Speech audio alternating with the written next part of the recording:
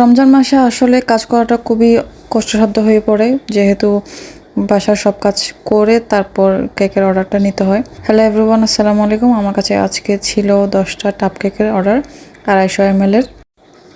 এরকম অর্ডার আমার কাছে প্রথমবারই এসেছে। এর আগে হয়তো 1 পিস 2 পিস করে আমি সেল করেছিলাম, যার কারণে আমার অনেকগুলো লস হয়ে যেত।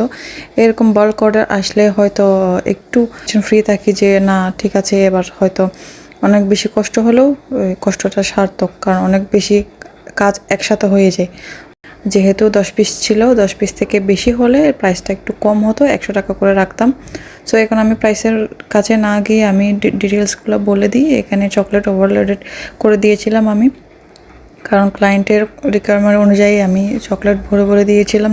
যে আপুটা অর্ডার করেছিল, আপুটা অনেক বেশি ভালো ছিল, কারণ ওনার কোনো রিকোয়ারমেন্ট ছিল না কখন লাগবে কবে লাগবে, ওনার কোনো টাইম মেনটেন ছিল না যে এত টাইমে লাগবে এই টাইমে লাগবে।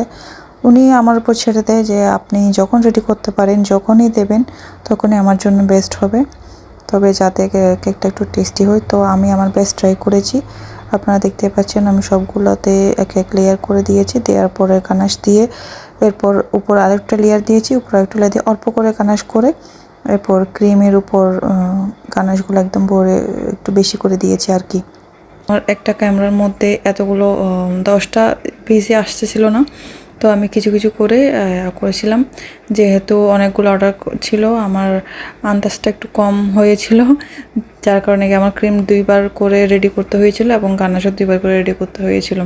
আপনারা দেখতে পাচ্ছেন ফাইনাল লেয়ারের পরে আমি অনেকগুলো চকলেট গানাশ দিয়ে টাপকাগুলো ভরে দিচ্ছিলাম। এগুলো করার পরে ইফতার রেডি করার জন্য মাথায় একটা টেনশন হয়েছিল। তো এগুলো ছিল আমার একটা অর্ডার। তো তারা কাজিনরা মিলে হচ্ছে গিয়ে ইফতার পার্টি করছিল, সেই হিসেবে তারা 10 পিস টাপ কেকগুলো অর্ডার করেছিল। আপনারা দেখতেই পাচ্ছেন আমি গানাশের উপর দিয়ে একদম অনেকগুলো করে চকলেট চিপস ছড়িয়ে দিচ্ছিলাম। তো আমি প্রত্যেকটারে ওজন মেপে দেখছিলাম যে কি ঠিকঠাক আছে কিনা, বরাবর হয়েছে কিনা। আলহামদুলিল্লাহ এগুলো 100 গ্রামের উপরে হয়েছে, 110 গ্রামের উপরে হয়েছে প্রত্যেকটা। আপনারা দেখতে পাচ্ছেন আমি মেপে দেখাচ্ছিলাম। আসলে সবগুলাই কিন্তু সেমই হয়েছিল, আমি জাস্ট কয়েকটা আপনাদেরকে একটু দেখিয়ে দিলাম।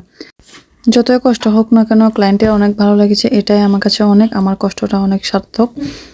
তো আমি লাস্টে দিয়ে কিছু ছবি এবং ক্লায়েন্টের রিভিউ শেয়ার করে দিলাম, আপনারা অবশ্যই দেখে নেবেন। আর এই ভিডিওটি যারা দেখছেন বিশেষ করে চিটাগংয়ের মধ্যে, তারা অবশ্যই আমার পেজটা ফলো দিয়ে রাখবেন। আমি আমার পেজের একটা স্ক্রিনশটও শেষের দিকে আমি দিয়ে দিয়েছি।